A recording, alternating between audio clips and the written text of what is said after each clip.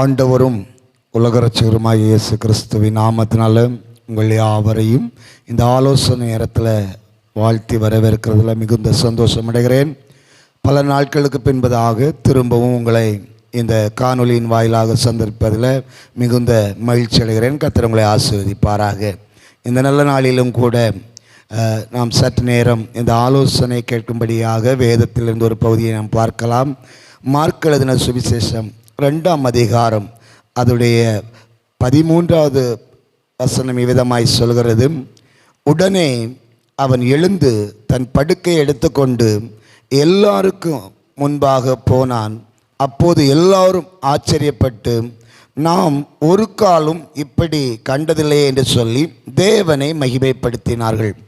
பிரியமானவர்களே, நம்மள அநேக பேர் இந்த காணொலியை பார்க்குறவர்கள் தேவனுடைய இந்த வார்த்தையை பல முறை நம்ம கேட்டிருக்கலாம், அல்லது நம்ம மற்றவர்களுக்கு பிரசங்கித்திருக்கலாம். ஆனாலும் இந்த ஆலோசனை நேரத்தில் உங்களுக்கு சொல்லப்படுவது என்னவென்றால், இங்கே ஒரு திமிர்வாதக்காரனுடைய அந்த திமிர்வாதத்தை கர்த்தர் மாற்றுகிறதை இந்த அதிகாரத்தில் நாம் பார்க்க முடியும். இந்த திமிர்வாதக்காரனுடைய இந்த விடுதலை குறித்து அங்கே சுற்றி நிற்கிறவர்கள் மற்றவர்கள் தேவனை மகிமைப்படுத்துகிற அந்த ஒரு காரியத்தை நாம் பார்க்க முடியும். இந்த வசனத்தின் நிமித்தமாக இந்த திமிர்வாதக்காரனுடைய வாழ்க்கையில் என்ன நடந்தது அப்படின்னு சொல்லி பார்ப்போமே. ஆனால் இயேசு கிறிஸ்து அவருடைய ஊழிய நாட்களில், அந்த ஊழியம் செய்து கொண்டு வருகிற நேரங்களில், அந்த கப்பர்நகூம்ங்கிற அந்த ஊருக்கு கடந்து வருகிற நேரத்தில் ஒரு மனுஷன் வியாதிப்பட்டு இருக்கிறான். அவன் திமிர்வாதக்காரன் என்று வேதம் சொல்லுகிறது. அவனுக்கு எப்படியாச்சும் சுகம் கிடைக்க வேண்டும் என்று சொல்லி அங்கே இருக்கிறவர்களில் ஒரு சிலர் திட்டமிடுகிறதை நாம் பார்க்க முடியும். ஆனால் இந்த திமிர்வாதக்காரனை இயேசுவிடத்தில் கொண்டு போவதற்கு முடியாத ஒரு சூழ்நிலை அங்கே ஏற்படுகிறது. அதோடைய கீழ் வசனங்களை பார்ப்போமே ஆனால் சொன்னால் வேதம் சொல்கிறது, அங்கே மிகுந்த திரள் கூட்டமாக இருந்தால். ஆனால் இவங்களுடைய வாழ்க்கையில் பார்த்தீங்கன்னு சொன்னால், எப்படியாச்சும் இவனை இயேசுகிட்ட கொண்டு போயிட்டா கண்டிப்பாக அவன் வாழ்க்கையில் ஒரு விடுதலை உண்டாகிறோம் அப்படின்னு சொல்லி ஒரு நம்பிக்கை இருக்குது.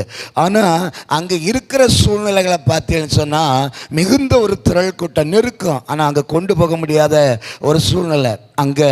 ஆனால் அந்த சூழ்நிலையில் தான் அவங்களுக்குள்ள ஒரு விசுவாசம் ஏற்படுவதை நாம் பார்க்க முடியும். அந்த விசுவாசம்தான் ஒரு மனதின் அடிப்படையில் ஏற்படுகிறதானது. ஹல்லேலூயா சொல்லுங்க பார்க்கலாம். கர்த்தர் நல்லவர். பாருங்க, எங்கே ஒரு மனம் உண்டோ அங்கே விடுதலை உண்டு. இந்த திமிர்வாதக்காரனை இந்த 4 பேர் ஒரு மனமாய் தூக்கி கொண்டு போகிறதை அந்த வேத பகுதியில் அந்த 3வது வசனத்தில் நம்மால் பார்க்க முடியும். அங்கே பாருங்கள், எப்பவுமே இன்னைக்கு நம்முடைய வாழ்க்கையில் அநேக குடும்பங்களில் விடுதலை இல்லாமல் இருப்பதுக்கு காரணம் ஒரு மனம் கிடையாது. இந்த ஒரு மனம் எப்போ நம்முடைய அதாவது கணவன் மனைவிக்குள்ள, பிள்ளைகளுக்குள்ள, உறவுகளுக்குள்ளெல்லாம் இந்த ஒரு மனம் இருந்துச்சுன்னு சொன்னால், மற்றவங்க நம்மளை பார்க்குற புறஜாதியார், சொந்த பந்தங்கள், தேவனை அறியாதவங்க கண்டிப்பாக கர்த்தரை மகிமைப்படுத்துவாங்க. எப்படி அப்படி சொன்னால், இவங்க பாருங்கள், எப்போ பார்த்தாலும் ஒருத்தருக்கு ஒரு பிரச்சனைனா அவங்க எல்லாரும் ஒன்று சேர்ந்துக்கிறாங்க, இவங்களுக்கு ஒரு காரியம்னா அவங்கெல்லாம் ஒன்று சேர்ந்துக்கிறாங்க.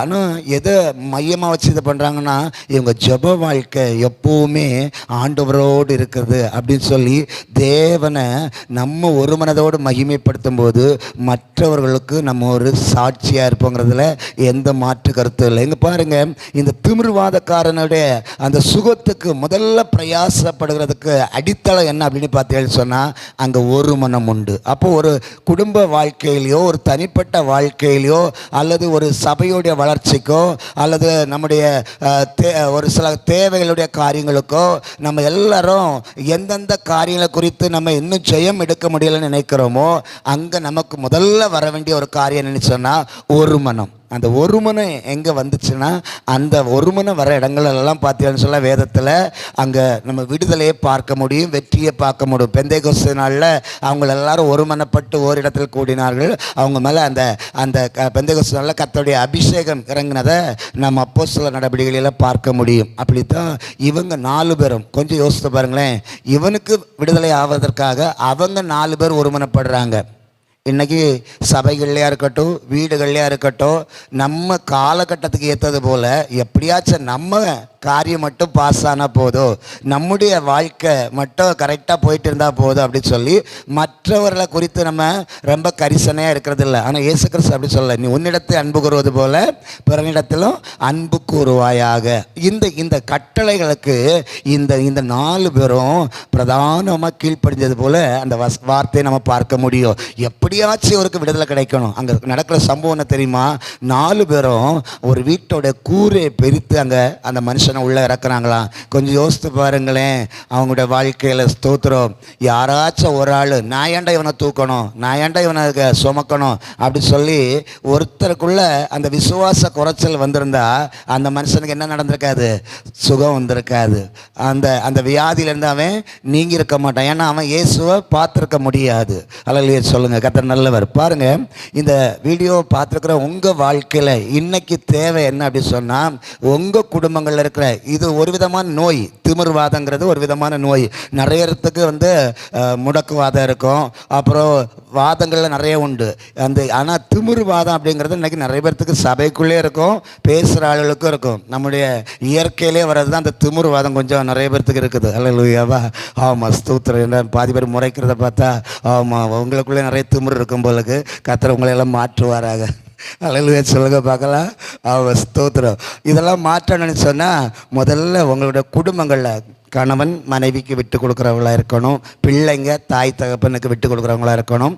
எப்போதும் நம்ம என்னன்னு சொன்னால் தேவனுக்குள்ள ஒரு மனதின் ஆவியோடு இருக்கணும். அப்போ தான் நம்ம உலகத்தை ஜெயிக்கிறவர்களாய் மாற முடியும். இப்போ இவங்க இந்த ஒரு மனதோடு தூக்கிட்டு போகும்போது இயேசு அவர்களோட விசுவாசத்தை கண்டதை திமிர்வாதக்காரனுடைய பாவங்களை மன்னித்து அவனை அப்படியே அவனுடைய வாழ்க்கையில் ஒரு வேறு கட்ட நிலைமைக்கு அவர் எழுப்பி விடுகிறத நம்ம பார்க்க முடியும். இந்த சூழ்நிலையை பார்த்துட்டு இருக்கிற ஒரு சிலர் தான் சொல்கிறாங்க இந்த வார்த்தையை.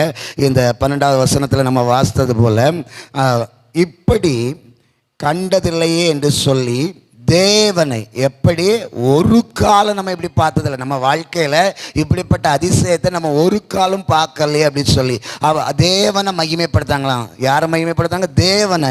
காரணம் என்ன தெரியுமா? ஒரு மனம் இருந்ததுனால தான் இங்கே ஒரு விடுதலையை பார்க்க முடிந்தது. அப்போ நம்முடைய வாழ்க்கையில் இன்னைக்கு இந்த ஆலோசனை நேரத்தில் கேட்குறவங்க, உங்கள் குடும்பங்களில் சமாதானம் வேணுமா, சந்தோஷம் வேணுமா, நித்திய மீட்பு வேணுமா, பரலோக வாழ்வு வேணுமா, சஞ்சலமும் தவிப்பு ஓடி போகணுமா, உங்கள் கண்ணீர் மாறணுமா, உங்கள் வியாதி மாறணுமா, உங்கள் துக்கம் மாறணுமா, நீங்கள் செய்ய வேண்டிய ஒரே காரியம் முழு குடும்பமும் ஒரு மனதோடு தேவனை நோக்கி ஆராதிப்போ. கர்த்தர் அந்த ஆலோசனையில் உங்களை மகிமைப்படுத்துவாராக. ஆமென்.